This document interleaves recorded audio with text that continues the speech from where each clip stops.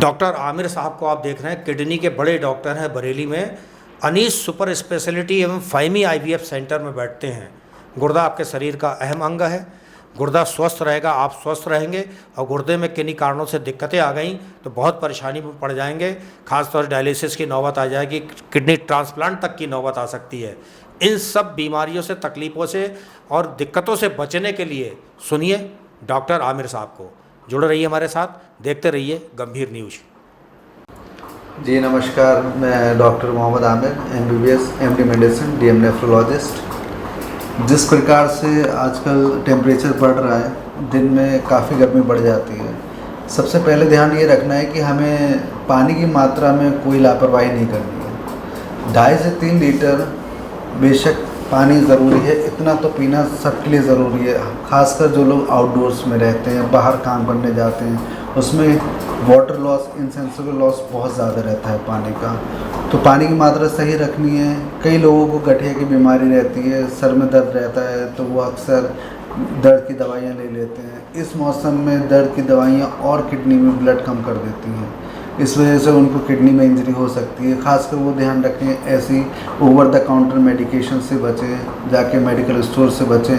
सीधे दवाई लेने से अस्पताल आएँ, हमसे मिलें, डॉक्टर से, अपने डॉक्टर से सलाह लें और सही तरीके से दवा लें। और जैसा एडवाइस किया जाए उसी तरीके खाना पीना रखें और अपना ध्यान रखें। डॉक्टर साहब, पेन किलर लोग मर्जी से ले लेते हैं, सिर दर्द, पेट दर्द की दवाई लेते हैं, क्या उससे भी कोई नुकसान हो सकता है डॉक्टर आमिर? जी, पेन किलर तो सबसे बड़ा एक कॉज होता है। कितने मरीज़ आते हैं हमारी OPD में, वो कहते हैं डॉक्टर साहब हमारी किडनी काम नहीं कर रही, हमारा क्रिएटिनिन बहुत बड़ा है, हमने तो कभी कुछ ऐसा नहीं किया। तो जब उनसे पूछा जाता है तो बताते हैं अक्सर पास के मेडिकल स्टोर से हमने ये दवा लेके खा ली थी, हमारा सर दर्द रहता है या कभी पेट दर्द रहता है, तो हम फला डॉक्टर से या लोकल डॉक्टर से मिल के हम ये दवा खा लेते हैं। कभी ऐसे दवा नहीं खानी है, जब तक जाके प्रॉपर अपने डॉक्टर से मिलिए, सर्टिफाइड मेडिकल प्रैक्टिशनर से मिलिए, उससे बात करिए, उसके अकॉर्डिंग दवाई लीजिए। और जितने दिन दवाई खाने को बोला जाए उतने दिन ही खानी है। अपनी मर्ज़ी से पर्चे से दवाई नहीं खानी है बार बार लेकर। मानसिक तनाव, खान पान में चिकना तला, ये फास्ट फूड, रात तक काम करना, क्या दिनचर्या, लाइफस्टाइल और खान पान का भी कोई दुष्प्रभाव किडनी पर पड़ रहा है डॉक्टर आमिर? जी, लाइफस्टाइल का तो बहुत बड़ा रोल है।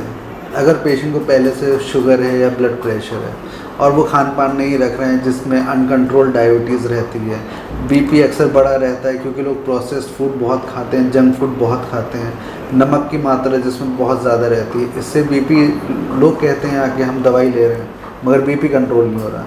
BP ना कंट्रोल होने की वजह सबसे बड़ी यही है कि आपका खान पान अच्छा नहीं है। दवाइयाँ बढ़ती रहेंगी उससे फ़र्क नहीं पड़ेगा, मगर अगर खान पान सही नहीं रहेगा तो BP कंट्रोल नहीं रहेगा।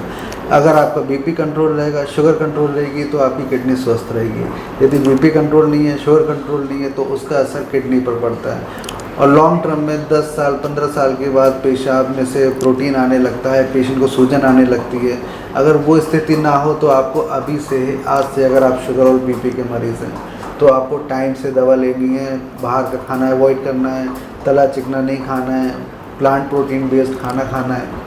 डॉक्टर साहब, एक छोटा सवाल, डायलिसिस क्या है, कब ज़रूरत पड़ती है डायलिसिस की, बताना चाहेंगे कि आप क्या सुविधाएं दे रहे हैं बरेली के Anees super speciality hospital and Faimi IVF centre में डॉक्टर आमिर साहब?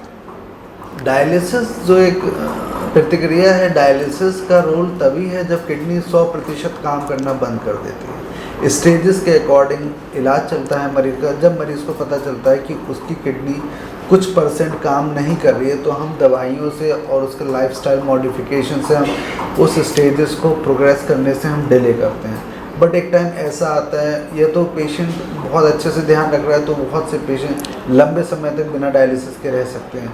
यदि आप अच्छे से ध्यान नहीं रख रहे हैं, BP कंट्रोल नहीं रख रहे हैं, शुगर कंट्रोल नहीं रख रहे हैं, तो वो स्टेजेस बहुत जल्दी रैपिडली प्रोग्रेस करती है। एक समय ऐसा आता है कि जो गंदगी बॉडी में बढ़ जाती है वो डायलिसिस के माध्यम से ही हम निकाल पाते हैं।